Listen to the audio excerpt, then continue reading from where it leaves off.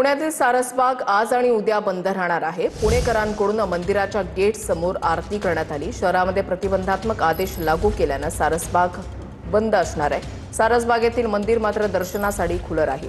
रात्री 10 वाजेपर्यंत मंदिर दर्शनासाठी सुरू असेल।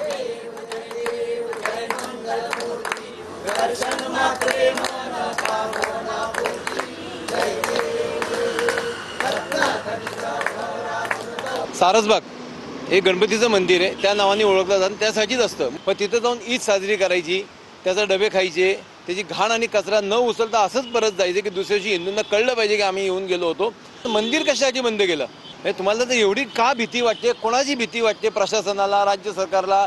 इथून सारसबागपासून 50-100 फुटावर आदमबाग मशीद आहे, त्याच्या शेजारी सुद्धा मोठं बाग आहे। त्या बागेत तुम्ही का नाही करत जाऊन? तिथे हिंदू कधी आरत्या करत नाही, गणपती मंदिर बसवत नाही। मग आम्हाला मुद्दाम ते करायला प्रवृत्त करू नका, हे सुद्धा आमचा संदेश आहे। आज आमच्या गणेश भक्तांवर जो अन्याय झालाय, मंदिर बंद ठेवण्यात आलं, मला असं वाटतं पहिल्यांदा घडलं असेल की ईदच्या दिवशी मंदिर सुद्धा बंद करण्यात यावी। आम्ही सर्वप्रथम ह्या गोष्टीचा निषेध करतोय।